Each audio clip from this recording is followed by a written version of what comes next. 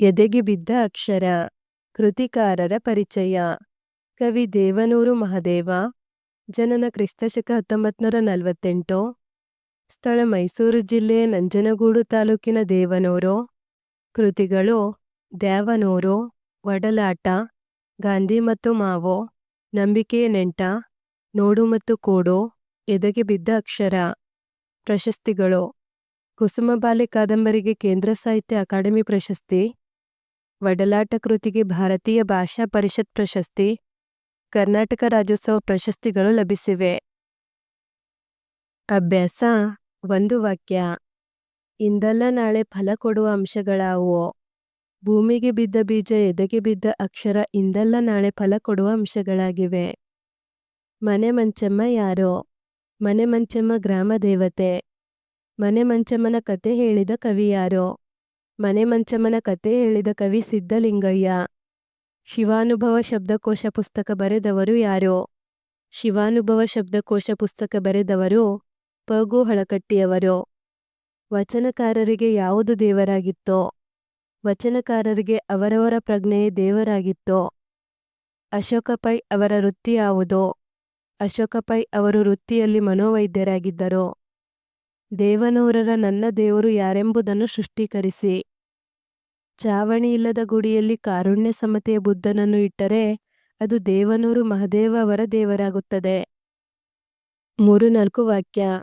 Ashoka pi ಹೇಳಿದ ಸಂಶೋಧನಾ ಸತ್ಯವೇನೋ?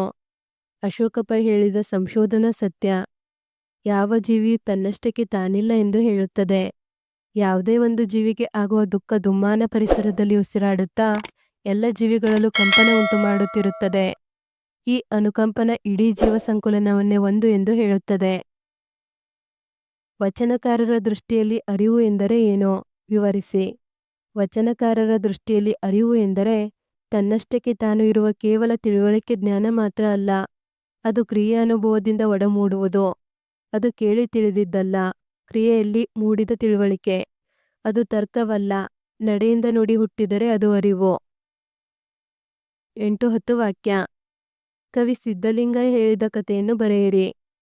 ದೇವನೂರು ಮಹದೇವ ಅವರಿಗೆ ಕವಿ ಸಿದ್ಧಲಿಂಗಯ್ಯ ಅವರು ಮನೆ ಮಂಚಮ್ಮ ಎಂಬ ಗ್ರಾಮ ದೇವತೆಯ ಕಥೆಯನ್ನು ಹೇಳುತ್ತಾರೆ. ಆ ಕಥೆ ಹೀಗಿದೆ.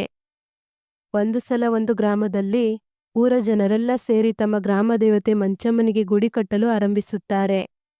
ಹೀಗೆ ಗುಡಿ ಕಟ್ಟುತ್ತಾ ಇರುವಾಗ ಗುಡಿಯ ಕಟ್ಟಡ ಚಾವಣಿ ಮಟ್ಟಕ್ಕೆ ಬಂದಾಗ ಅಲ್ಲಿದ್ದ ಒಬ್ಬನ ಮೈಮೇಲೆ ಆ ಗ್ರಾಮ ದೇವತೆ ಮಂಚಮ್ಮ ಆವಾಹಿಸಿಕೊಂಡು ನಿಲ್ಸ್ರಿ ನನ್ನ ಮಕ್ಕಳ ಎಂದು ಅಬ್ಬರ ಮಾಡುತ್ತಾಳೆ.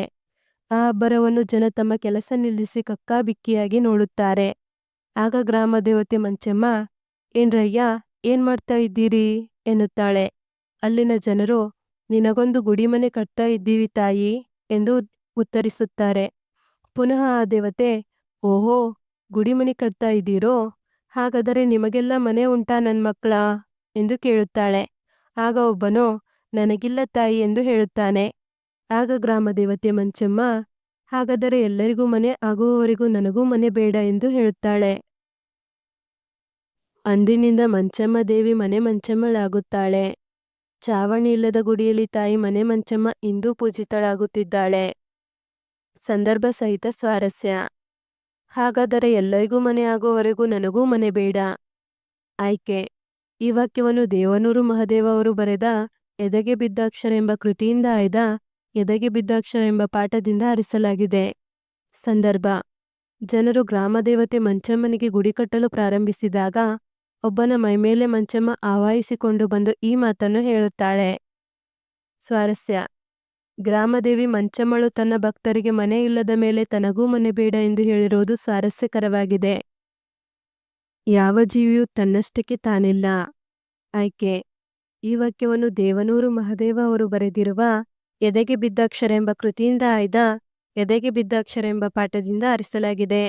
ಸಂದರ್ಭ: ದೇವನೂರು ಮಹದೇವರು ಡಾಕ್ಟರ್ ಅಶೋಕ ಪೈ ಅವರ ಒಂದು ಸಂಶೋಧನಾ ಸತ್ಯಕಥೆಯನ್ನು ಉದಾಹರಣೆ ನೀಡುವ ಸಂದರ್ಭದಲ್ಲಿ ಈ ಮಾತನ್ನು ಹೇಳಿದ್ದಾರೆ. ಸ್ವಾರಸ್ಯ: ಯಾವ ಜೀವಿಯೂ ಸ್ವತಂತ್ರವಾಗಿ ಬದುಕಲು ಸಾಧ್ಯವಿಲ್ಲ. ಜೀವಿಗಳು ಪರಸ್ಪರ ಅವಲಂಬಿಗಳು. ಇಡೀ ಜೀವಕುಲವೆಲ್ಲ ಒಂದೇ ಎಂಬುದು ಸ್ವಾರಸ್ಯಕರವಾಗಿದೆ. ಅವರಿಗೆ ಅವರವರ ಪ್ರಜ್ಞೆಯೇ ದೇವರಾಗಿತ್ತು. ಆಯ್ಕೆ. ಈ ವಾಕ್ಯವನ್ನು ದೇವನೂರು ಮಹದೇವ ಅವರು ಬರೆದಿರುವ ಎದೆಗೆ ಬಿದ್ದ ಅಕ್ಷರ ಎಂಬ ಕೃತಿಯಿಂದ ಆಯ್ದ ಎದೆಗೆ ಬಿದ್ದ ಅಕ್ಷರ ಎಂಬ ಪಾಠದಿಂದ ಆರಿಸಲಾಗಿದೆ. ಸಂದರ್ಭ: ವಚನಕಾರರು ನಮ್ಮ ಸುತ್ತಮುತ್ತ ಇರುವ ದೇವರುಗಳನ್ನು ದೇವರು ಹೊಂದಿಕೊಂಡಿರಲಿಲ್ಲ. ಪ್ರತಿಯೊಬ್ಬ ವಚನಕಾರರಿಗೂ ಅವರವರದೇ ಇಷ್ಟ ದೈವ, ಅಂದರೆ ಅವರಿಗೆ ಅವರವರ ಪ್ರಜ್ಞೆಯೇ ದೇವರಾಗಿತ್ತು ಎಂದು ಹೇಳುವ ಸಂದರ್ಭವಾಗಿದೆ. ಸ್ವಾರಸ್ಯ: ವಚನಕಾರರಿಗೆ ಅವರವರ ಪ್ರಜ್ಞೆಯೇ ದೇವರಾಗಿರುವಂತೆ ಪ್ರತಿಯೊಬ್ಬ ವ್ಯಕ್ತಿಗೂ ಸ್ವಂತ ಪ್ರಜ್ಞೆ ಜಾಗೃತವಾಗಬೇಕೆಂಬುದು ಸ್ವಾರಸ್ಯಕರವಾಗಿದೆ. ಈ ಸಮಷ್ಟಿ ಮನಸ್ಸಲ್ಲಿ ಎಲ್ಲರೂ ಇರುತ್ತಾರೆ. ಆಯ್ಕೆ: ಈ ವಾಕ್ಯವನ್ನು ದೇವನೂರು ಮಹದೇವ ಅವರು ಬರೆದಿರುವ ಎದೆಗೆ ಬಿದ್ದ ಅಕ್ಷರ ಎಂಬ ಕೃತಿಯಿಂದ ಆಯ್ದ ಎದೆಗೆ ಬಿದ್ದ ಅಕ್ಷರ ಎಂಬ ಪಾಠದಿಂದ ಆರಿಸಲಾಗಿದೆ. ಸಂದರ್ಭ: ಕೊಲೆ, ಸುಲಿಗೆ, ದ್ವೇಷ, ಅಸೂಯೆಗಳಿಂದ ಕ್ಷೋಭೆಗೊಂಡು ನರಳುತ್ತಿರುವ ಜಗತ್ತು ತನ್ನ ಆಳದ ಒಳ ಸಮಷ್ಟಿ ಮನಸ್ಸನ್ನು ಘಾಸಿಗೊಳಿಸುತ್ತಿದೆ ಎಂದು ಹೇಳುವ ಸಂದರ್ಭದಲ್ಲಿ ಈ ಮಾತು ಬಂದಿದೆ. ಸ್ವಾರಸ್ಯ: ಎಲ್ಲರೂ ಸಮಾನ, ಆದ್ದರಿಂದ ಕಾರುಣ್ಯ ಮನೋಭಾವ ಎಲ್ಲರ ಮನದಲ್ಲೂ ಮೂಡಿಬರಬೇಕು. ಆಗ ಸಮಾಜ ಘಾಸಿಗೊಳ್ಳುವುದಿಲ್ಲ ಎಂಬುದು ಸ್ವಾರಸ್ಯಕರವಾಗಿದೆ. ಪ್ರಾಯೋಗಿಕ ಅಭ್ಯಾಸ. ಸ್ವಂತ ವಾಕ್ಯ: ಕಕ್ಕಾಬಿಕ್ಕಿ.